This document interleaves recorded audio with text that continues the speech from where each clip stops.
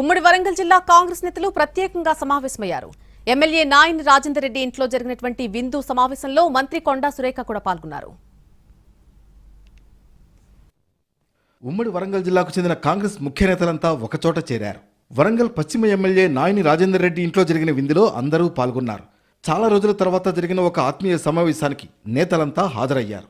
సుహృద్భావ వాతావరణంలో వివిధ అంశాలపై చర్చించారు. ఆత్మీయ సమావేశానికి మంత్రి కొండా సురేఖ, ఎమ్మెల్యేలు కడియం శ్రీహరి, రేవూరి ప్రకాష్ రెడ్డి, గండ్ర సత్యనారాయణరావు, కెఆర్ నాగరాజు, ఎమ్మెల్సీ బస్వరాజు సారయ్య, రాష్ట్ర మహిళా కాంగ్రెస్ అధ్యక్షురాలు ఎర్రబెల్లి స్వర్ణ రాజేశ్వరరావు, డీసీసీ అధ్యక్షుడు ఇనగాల వెంకట్రామరెడ్డి, టీపీసీసీ ఉపాధ్యక్షురాలు ఝాన్సీరెడ్డి హాజరయ్యారు. ఈ సమావేశంలో నేతలు తమ అభిప్రాయాలను పంచుకున్నారు. తర్వాత అందరూ కలిసి భోజనం చేశారు. వరంగల్ కాంగ్రెస్ ఎమ్మెల్యేలతో మంత్రి సురేఖకు విభేదాలున్న విషయం పలుసార్లు బయటపడింది. వాటన్నింటినీ మరిచి ఇప్పుడు డిన్నర్ మీటింగ్కు హాజరయ్యారు సురేఖ. ఈ సమావేశంతో వారి మధ్య విభేదాలు ముగిసినట్టేనా అనే చర్చ జరుగుతోంది.